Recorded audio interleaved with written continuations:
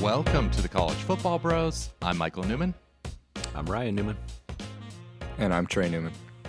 On to day 2 of our head coach rankings week. We're covering the Big 12 today, the 10 coaches in the Big 12. If you're watching on YouTube, be sure to give the video a thumbs up and leave a comment below with your biggest disagreement with our rankings. And this one's interesting because there's a few different options at number 1. We'll obviously get to that. But let's start at the bottom, Trey, with number 10. Yeah, we got Joey McGuire of Texas Tech. He hasn't even been a coordinator in college, so he's difficult to rank. But he's a high school coaching legend, winning 4 state titles in Texas. He did shadow Matt Rule and Dave Aranda at Baylor, so he's seen what it takes to win at a high level in the Big 12. But all that being said, I think it is a pretty good hire for Texas Tech. They kind of need to be unique. They're going to try and leverage his relationships in the high school ranks because he's recruiting at a high level, hitting the transfer portal. They already have 4 stars for the next year's class. So we'll just wait and see if he can kind of mesh that all and produce on the field. I think this might be the strongest number 10 or the strongest last place coach we have here, because if I were a Texas Tech fan, I'd be feeling great about the hire, but there's just a lot of solid coaches. So yeah, it'd be hard to justify putting him over him just because he's so unproven, but it's a promising start here for him. All right, let's move on to number 9. We got Neal Brown from West Virginia. You know, his tenure there, it's kind of teetering a little bit right now. He's 17-18 in his 3 years there, 11-15 in the conference. So, you know, it's okay, but not a whole lot of excitement for him. You know, on the field, recruiting is fine. It's not elite, but, you know, it's not bad. If he misses a bowl game this year, that could be the end for him. But, you know, even if he goes 6-6, I think he's kind of on the hot seat and teetering. But important piece, though, is he did just land JT Daniels out of the transfer portal, and they needed some help at quarterback. Jarrett Doege was stable, but didn't really kind of take things to the next level for him. So if JT Daniels pans out, and it could be kind of the spark that he needs to kind of raise the profile there and get him off that kind of so quote unquote hot seat. Yeah, and he did amazing things at Troy, so that still counts for something too. So it's a pretty solid number 9 to have. Number 8, we've got Lance Leipold from Kansas. Did a great job at Wisconsin Whitewater. That's a few levels below where we're at here. At Buffalo, took him a while to get going there, but he did get going and left them when they were rolling.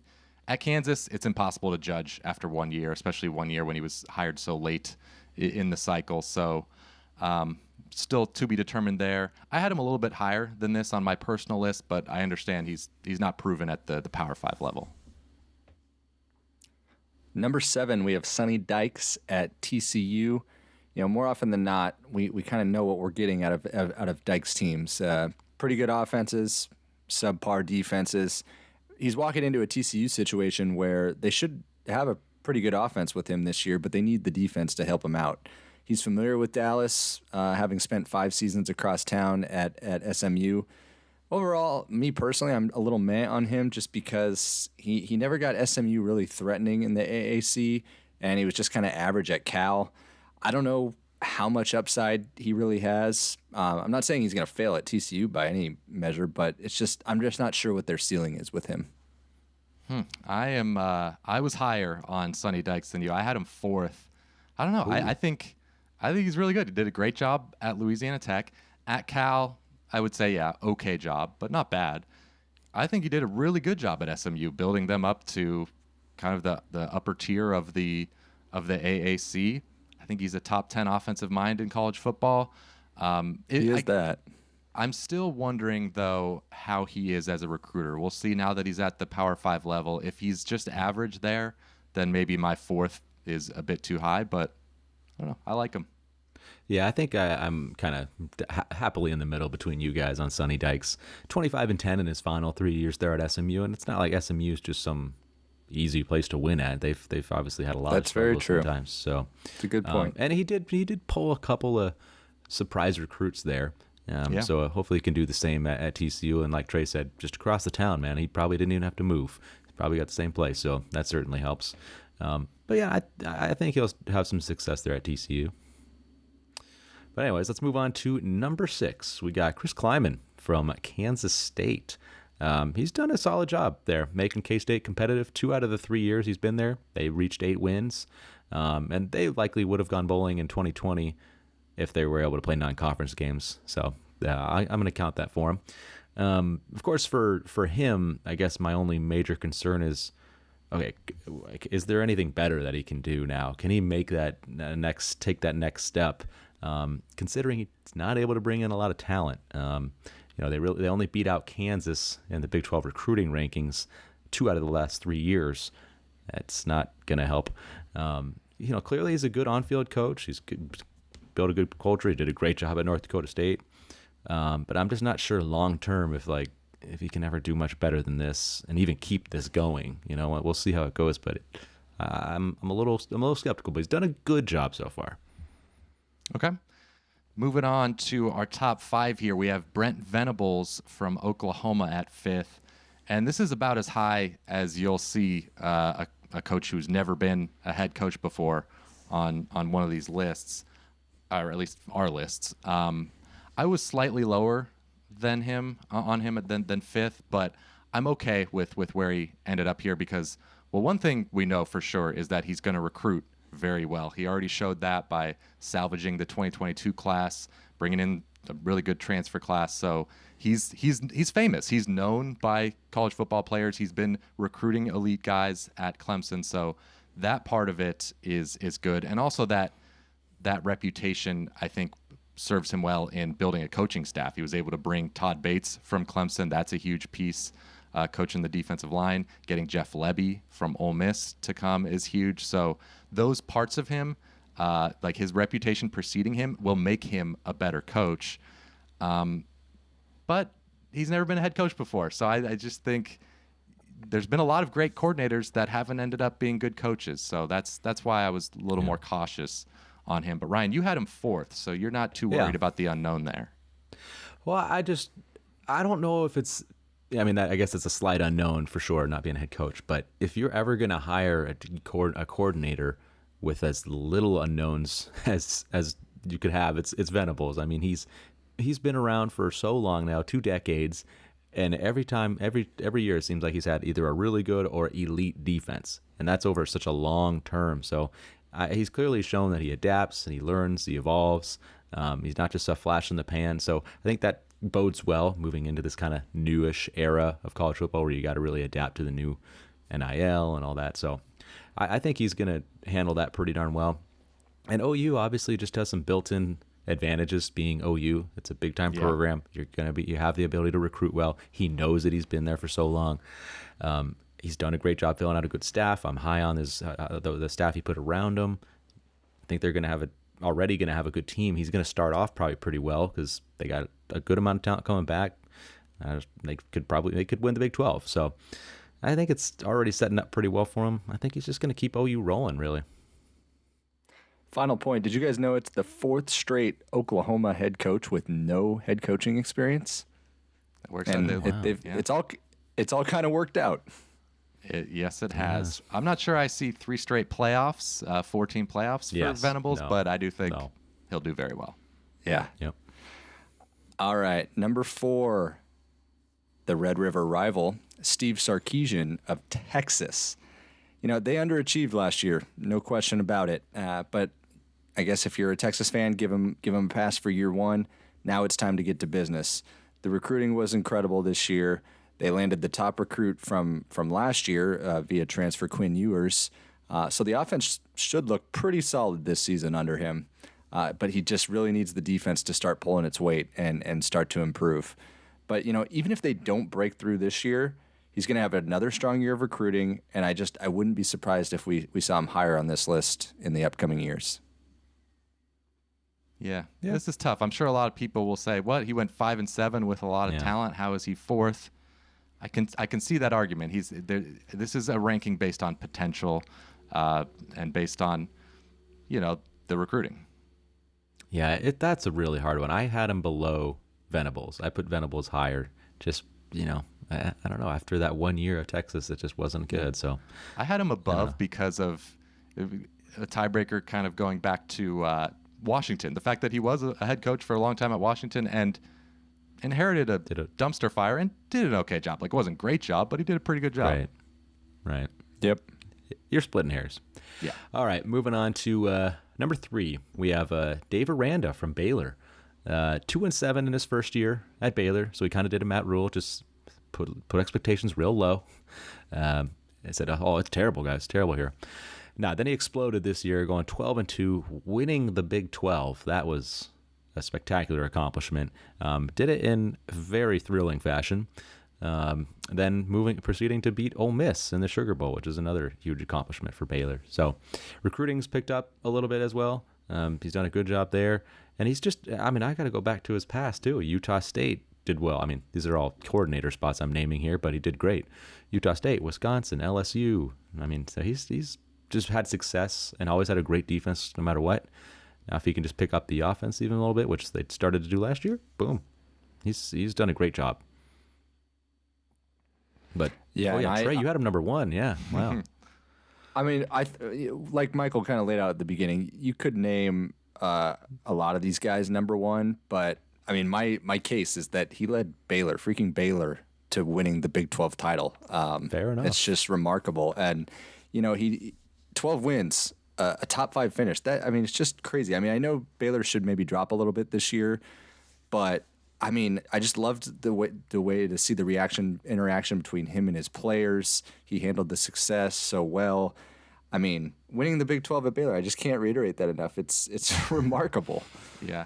I like Dave ARANDA as a USC fan. He was the guy I was kind of hoping we would hire before I realized Lincoln Riley was an option. So I can see why you have number 1, but at the same time, I can't. I don't know. It's just 1 year. I know. I just need to see more. There's guys ahead of him that have done a lot of good things over several years. So the upside's there for him to vault to number 1, but I couldn't do it yet. I know. The other thing I like is he brought in Jeff Grimes as his offensive coordinator. That paid dividends this year. But yeah, I agree. I agree. It might have been a little reach. All right, moving on to number 2, we have Matt Campbell of Iowa State. I was the one who had him number 1, so all 3 of us had different coaches at number 1. And I don't know, he took over a team at Iowa State that hadn't had a winning record in Big 12 play since 2000, and before that, 1989. So they were just horrible, horrible, horrible. And after 1 transition year, Campbell has now had 5 straight seasons with a winning record in Big 12 play. Last year, they were 19th in SP+. They just happened to lose 5 one-score games, so they were a lot better than the record would indicate. This is the greatest stretch in Iowa State history by far, and I don't know. I had him number 1, but I will say though, after kind of sitting on this, we ranked these yesterday. After sitting on it a day or so, looking at Ryan's number 1 ranking, looking at his history, I was like, maybe Gundy. Well, I gave it away, but yeah. Yeah. Well, for Campbell, I think I had him number 2, maybe number 3, but you do have to kind of, some people point to, well, their recruiting isn't that great, which, fair enough, it's not, but at some point you got to just take into consideration he's just winning. Like, he's doing a great job. Forget the recruiting. It's whatever he's doing, developing players, and whoever he's bringing in, he's doing great. So it's kind of sometimes where it's just like, okay, recruiting's important, but they're not competing for national championships at Iowa State. You don't need top 5 classes at Iowa State because they're not competing for that. You just need to be able to have winning records there, and you're doing great. So he's been awesome. Okay. All right, let's move on. Number 1. Yeah, Michael ruined it. Yeah. Oh, sorry. Go ahead, Trey. No. Well, yeah, it's Mike Gundy of Oklahoma State, and he's one of the longest tenured coaches in the country. It really is amazing when you look at the sustained success that he's had in Stillwater. He turned Oklahoma State into a really strong program. I'm kind of like you, Michael. Looking back at his yearly record, it really opened my eyes.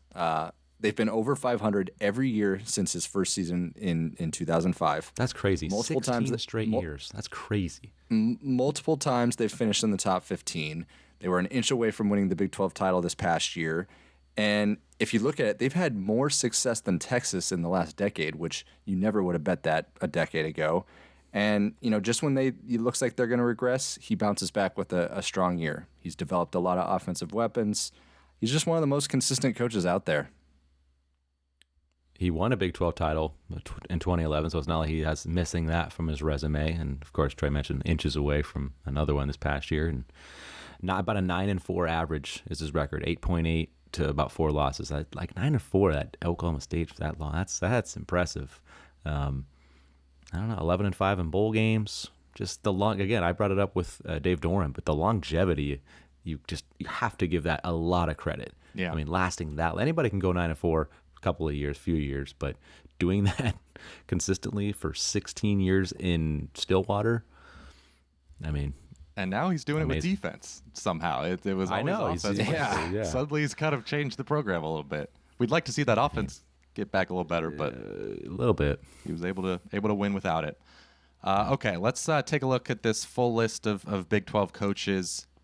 What are your overall thoughts, Ryan? Yeah, so the common theme I kind of took from this group was, like the top 2 guys, Mike Gundy, Matt Campbell. We kind of brought it up with KLIEMAN. We have some, and Neal Brown possibly, but we have some Sonny Dykes, good coaches, like really good on-field coaches that you trust, like on game days and stuff like that. Like, hey, I got a good coach, but maybe not the top recruiting coaches out there. So I feel like there is a max on how good some of these teams can be, but you don't want to fire them because they are solid coaches, but the potential for them to take off, I just don't think is quite there maybe for some of them. Yeah, that's a good point. I mean, there's no, with Lincoln Riley gone, there's not that top guy where you're just like, this is one of the 5 or 10 best coaches in college football. That's why we all had different number ones. Yeah, exactly. So that kind of hurts them. Like at the top, the number 1 is quote unquote weak compared to I think all the other conferences, or most of them at least. But all 10 of these guys I think are good. Like I kind of, there's reasons to think that all 10 are good, but just it remains to be seen if anyone, they kind of need Sark or Venables to emerge as elite. Well, and then they'll leave for the SEC. Well, there's that, yeah. But honestly, I think really you could mix a lot of these guys up, and I really wouldn't bat an eye. Like none of these, if they moved around a little bit next year, wouldn't surprise me whatsoever. One interesting thing is that they're going to be adding 4 new schools probably in 2023, right? And those 4 coaches are going to just help the depth because you got Gus Malzahn, Dana Holgerson, Kalani Sitake, and Luke Fickell. That's pretty good. 4 good coaches. 4 coaches to add. Where would you have Luke Fickell? That's my question for you now. Oh, I'm springing this on you without Luke Fickell. Wow. Like he might. Man, I can't put him above. I can't put him in the top 3 right now. I cannot. You can't put him in the top 3. You can't put him above Dave Aranda. He's in the top 5, no doubt. I would have. Oh him yeah, I'd Dave probably put him Aranda. 4th. I put him 4th. I'll put him right behind Dave Aranda. Wow, I think he's proven a little more, but fair enough. I don't know. He's in that discussion for number 1. Luckily, I don't have to make that decision until after this year and then they'll join the Big 12. Because this year will kind of, if Cincinnati goes, 10-2, 11-1 again, then maybe he's number 1. But like Trey said, Dave Aranda, win the Big 12, man. Just can't wrap their head around. No, I know it's true. It's true. Fickle, but it's. If you want to put him number 1, fine. Go ahead, Michael. Put him number 1. No problem. I could. I don't know. Let's just say if I'm starting a program right now, that's who I would choose among all of these guys because he's got the recruiting and he's got the on-field. But okay, you might have that. Anyway, that'll do it for this episode of the College Football Bros. Again, let us know your thoughts in the comments and give that video a thumbs up so that we become YouTube famous, which has always been Trey's dream. So help Trey out. We'll see you next time.